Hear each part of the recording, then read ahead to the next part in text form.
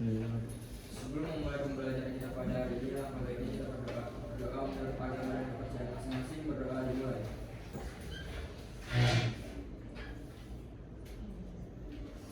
Berdoa selesai memberi salam. Assalamualaikum warahmatullahi wabarakatuh.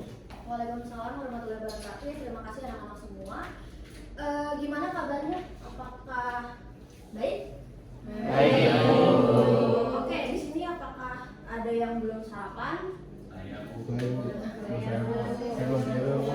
Oke, berarti ada yang udah sarapan dan juga ada yang belum sarapan ya. Jadi untuk pertemuan selanjutnya Ibu pengen semuanya udah sarapan karena sarapan kan salah satu faktor utama ya supaya kita jadi fokus dalam belajar, ya nggak? Iya. Jadi teman-teman harus udah pada sarapan semua ya.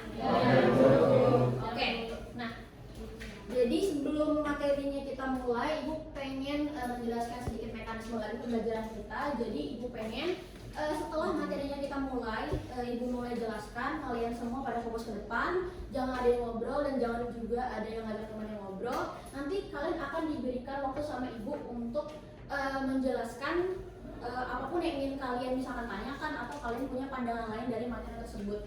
Dan juga nanti caranya kalian bisa angkat tangan dan juga bilang nama kalian siapa. Itu supaya nanti sekretarisnya bisa nulis nama kalian sebagai tambahan poin. Oke, dapat dimengerti?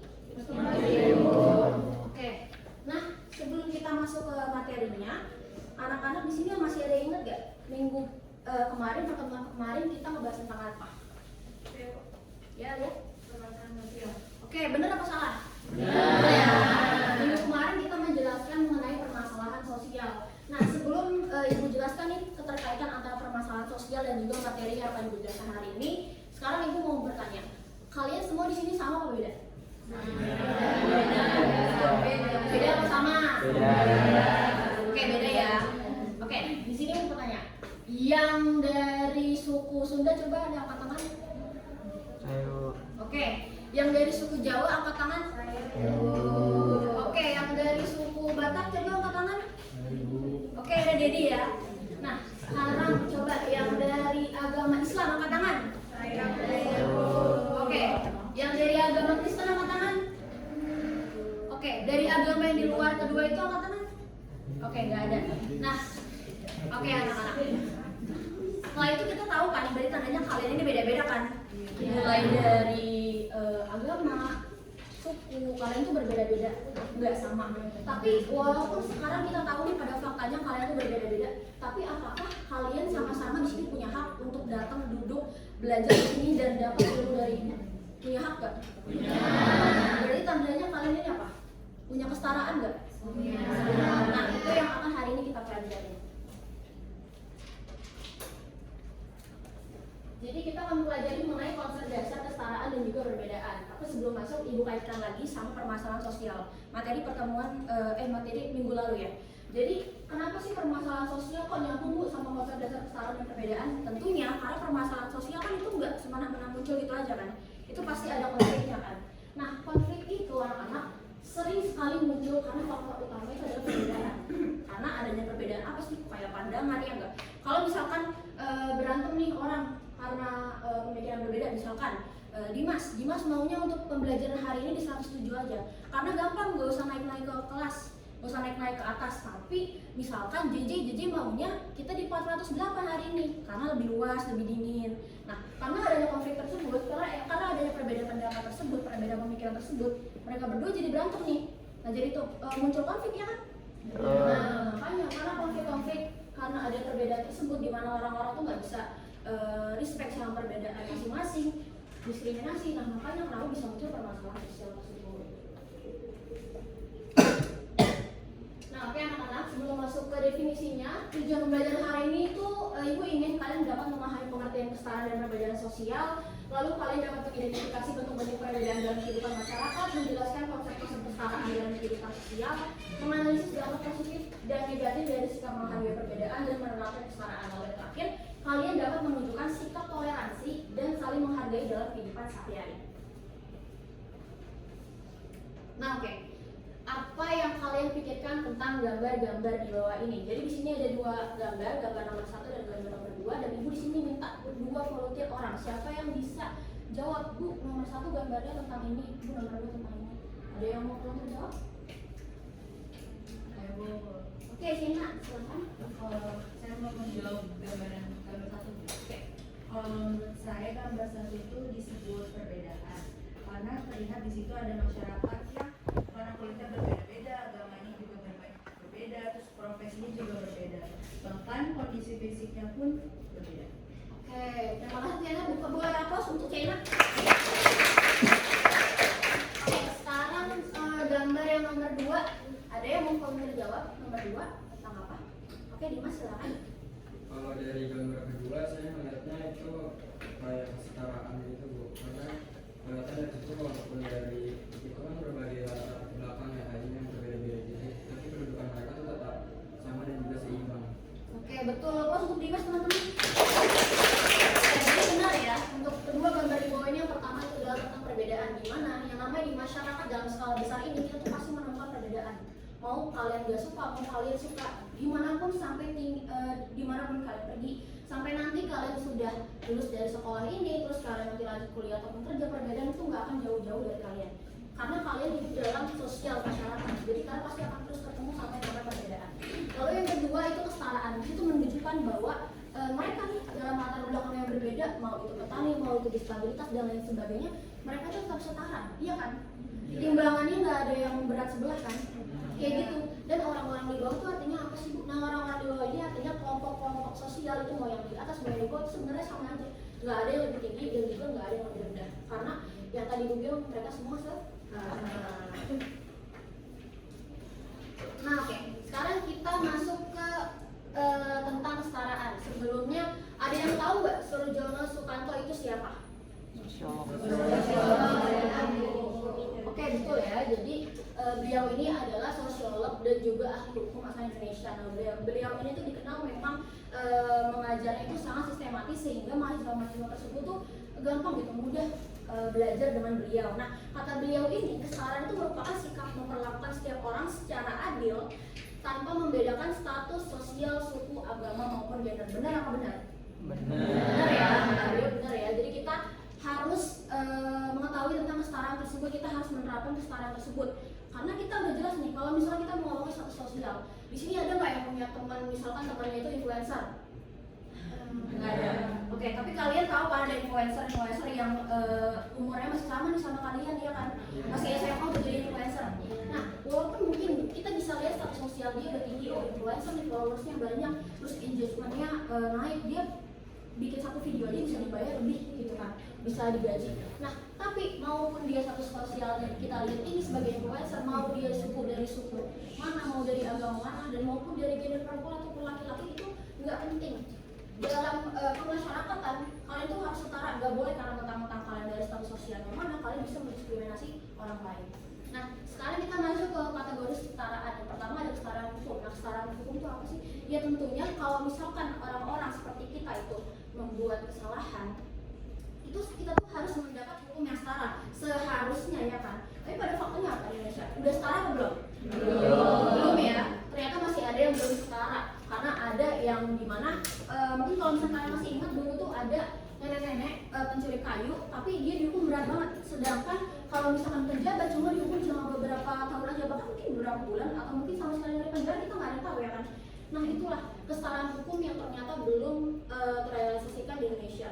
Ada yang bisa jawab nggak contoh kesetaraan hukum itu di kehidupan nyata kayak gimana? Boleh? Najwa? Contohnya semua siswa yang terlambat mendapatkan hukuman yang sama. Nah, betul. Aplaus buat Najwa. Benar ya, semua siswa itu perlu mendapat hukuman yang setara kalau misalkan mereka terlambat. Nah, kita lanjut. Di sini ada kesetaraan politik. Kesetaraan politik tentunya setiap orang dari kalangan manapun itu perlu tahu nih kondisi politik di Indonesia tuh lagi kayak gimana. Mereka tuh perlu, mereka tuh harus mendapat kesetaraan. Mereka juga punya hak untuk vote nih presidennya siapa dan lain sebagainya. Lalu yang ketiga ada kesetaraan sosial. Kesetaraan sosial kayak gimana sih Bu? Dan tentunya kalau misalnya kita lagi hidup kehidupan di bermasyarakat, kita mau ngapa-ngapain nih? Misalkan kita lagi pergi nih ke acara kampus, terus karena misalkan kita apa ya, kita nih dari suku yang berbeda, terus gara-gara misalkan teman kamu dari suku yang berbeda, kamu nggak mau nih ngobrol sama teman kamu ini, kamu nggak mau sedivisi sama teman kamu ini karena alasannya susah bu untuk komunikasi sama mereka. Nggak boleh kayak gitu ya, itu tetap harus kalian bisa mengayomi dia gitu. Lalu yang keempat ada kesetaraan ekonomi. Kesetaraan ekonomi itu maksudnya kayak gimana? Nah, kesetaraan ekonomi ya tentunya orang-orang dari kalangan manapun, ekonomi manapun itu mereka harus dapat yang namanya kesetaraan. Jadi nggak peduli mau mereka ekonominya lebih rendah ataupun lebih tinggi daripada kita tuh harus setara sama mereka. Lalu yang kelima ada kesetaraan moral. Tentunya kesetaraan moral itu misalkan kayak gini, bukan contoh yang paling realisasi di sini. Kalian itu harus bersikap sopan sama misalkan OB di sekolah, ya kan? Mungkin kalian lihatnya udah OB cuma bersih-bersih doang, tapi kalian ada mungkin beberapa yang kalau lewat aja nggak bilang misi Pak, misi Buna, itu tuh seharusnya nggak boleh dilakuin. Maupun dia kerjanya cuma OB, tapi dia juga memberikan sisi positif kan sama kita, kelas jadi bersih. Nah itu kalian harus punya kesetaraan moral. Lalu ada konsep kesetaraan. Yang pertama kesetaraan kesempatan. Nah kalau misalnya kesetaraan kesempatan itu artinya adalah semua orang tuh punya kesempatan. Kayak yang tadi, mau dia dari perbedaan gimana pun suku, ekonomi dan lain sebagainya, mereka tuh punya kesempatan. Contohnya seperti apa? Ya contohnya seperti misalkan mau daftar OSIS nih, tapi ternyata dia ekonominya kurang bu, OSIS kan banyak pengeluaran. Nah nggak boleh, semua orang tuh harus punya kesempatan, iya apa enggak? Yang kedua ada kesetaraan sejak awal. Nah kesetaraan sejak awal ini maksudnya semua orang itu harus mendapatkan apapun yang dia impikan, apapun yang mereka kejar itu dari garis start atau garis yang sama gitu. Jadi mereka semua tuh harus mulai dari nol sama-sama. Tapi pada kenyataannya memang ada yang udah curang, ya apa enggak? Ya misalkan kayak ada yang kemarin pak kelas kalian tuh masuk SNBP atau SNBT sih ya, terus ternyata ada yang curang. Nah itu tuh enggak dari sejak awal ya kestaraan. Lalu yang ketiga ada kesetaraan hasil. Kesetaraan hasil ini tentunya setiap orang tuh harus mendapatkan hasil yang sama. Contohnya misalkan ada teman kalian yang nilainya lebih kecil masuk di ulangan, itu tetap harus dapat remedial biar nilainya bagus. Nah, oke. Di sini ada perbedaan. Kalau misalkan dari Kojaningrat ini, dia itu seorang antropologi ya di Indonesia. Perbedaan itu muncul karena adanya keragaman budaya, ada istiadat, bahasa dan juga kebiasaan dalam masyarakat. Nah, bentuk-bentuk perbedaan ini ada banyak ya. Tentunya ras yang udah kalian ketahui, terus suku, budaya, bahasa, agama, gender, profesi, ekonomi dan juga status sosial. Nah, ini semua adalah perbedaan yang pasti kalian selalu temukan selama ini, nggak mungkin juga. Dan kalian harus bisa respect dari semua bentuk-bentuk perbedaan yang ada di depan ini. Nah, oke. Di sini ada dampak positif dan negatif. Ibu minta volunteer satu orang aja deh buat bacain. Siapa yang bacain? Kira-kira ada? Saya Oke, silakan Mas. ada dampak positif dari menghargai perbedaan dan menerapkan perbedaan. Itu ada terciptanya kerukunan sosial, lalu meningkatkan sikap toleransi, memperkuat persatuan, mengurangi konflik sosial dan menciptakan kesempatan yang adil. Lalu di dampak negatifnya ada terjadinya diskriminasi, muncul konflik sosial, terjadinya bullying atau pengucilan, timbul kesenjangan sosial dan perpecahan dalam masyarakat. Oke, terima kasih Dimas. Nah, selesai sudah materi dari Ibu. Nah, tapi Ibu pengen kalian setelah ini nggak langsung melupakan saja nih materi dari Ibu. Kalian harus paham juga, jadi nggak cuma ngedengerin. Jadi Ibu ingin kalian mengerjakan soal analisis kasus. Langsung aja di buku kalian tulis jawabannya. Jadi kalian baca kasusnya, terus kalian jawab 3 pertanyaan ini. Ibu kasih waktu 5 menit, bisa? Bisa. Oke, selalu mengerjakan anak-anak.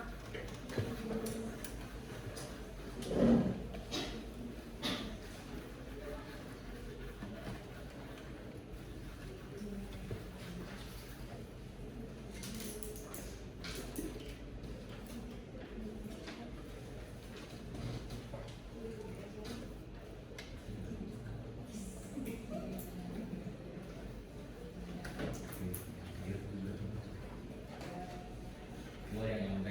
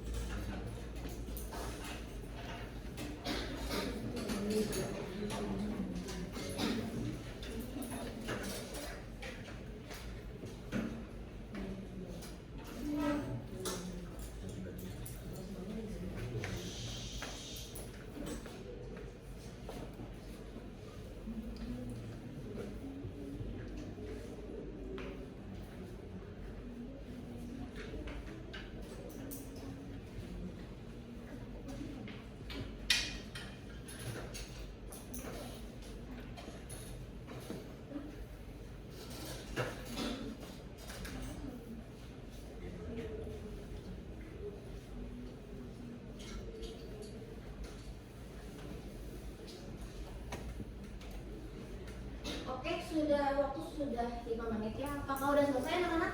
Sudah, Ibu. Oke, sekarang Ibu ingin nunjuk satu orang nih buat dibacain. Kira-kira siapa ya? Raffi. Udah belum Raffi? Udah, Bu. Oke, boleh berdiri terus bacain ke teman-temannya nih hasil analisis Raffi kayak gimana?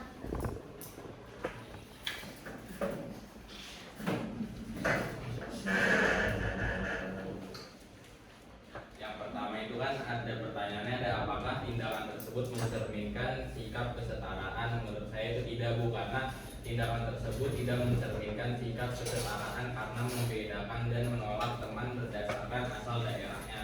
Seharusnya setiap siswa itu diperlakukan sama dan dihargai tanpa memandang latar belakangnya. Terus pertanyaan kedua, dampak apa yang dapat terjadi jika perilaku tersebut terus dilakukan?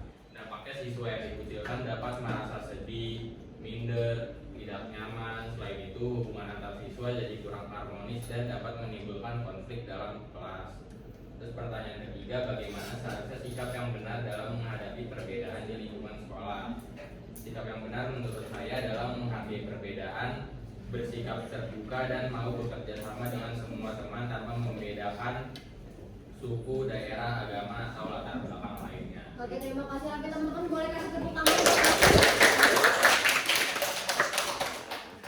Oke, nah jadi itu ya hasil analisis kasus dari Raffi. Nah, benar teman-teman ya. Jadi di tempat kita nih tempat belajar seharusnya tuh nggak boleh ya sama sekali ada yang namanya diskriminasi karena suku dan lain sebagainya, karena ini tempat belajar, tempat yang dimana kalian tuh nggak cuma sendirian dan semua orang tuh ada sama kalian juga tujuannya sama untuk belajar. Bahkan guru yang ngajarin kalian tuh juga seharusnya punya perbedaan dan mungkin guru-guru tersebut juga menerima kalian ya enggak. Nah makanya kalian itu malu sosial, jadi harus saling melengkapi. Jadi nggak boleh ada yang namanya diskriminasi apalagi dengan perbedaan. Oke.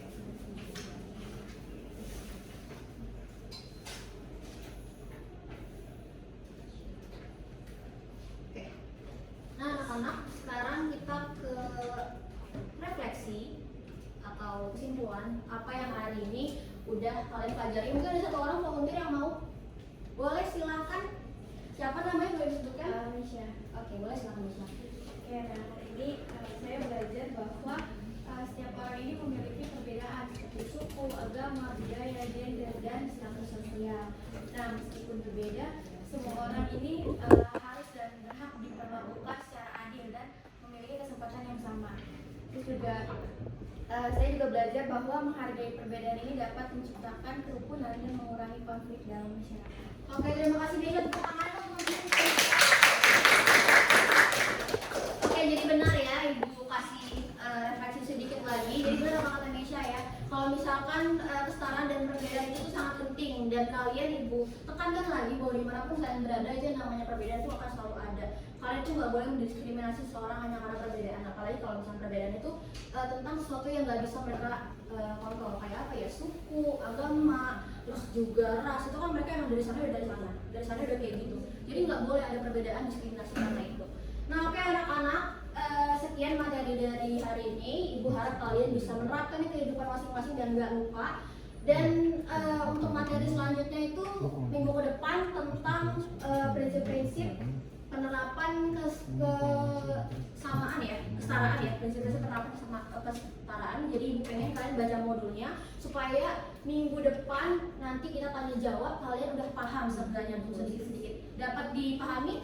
Paham. Oke, terima kasih anak-anak.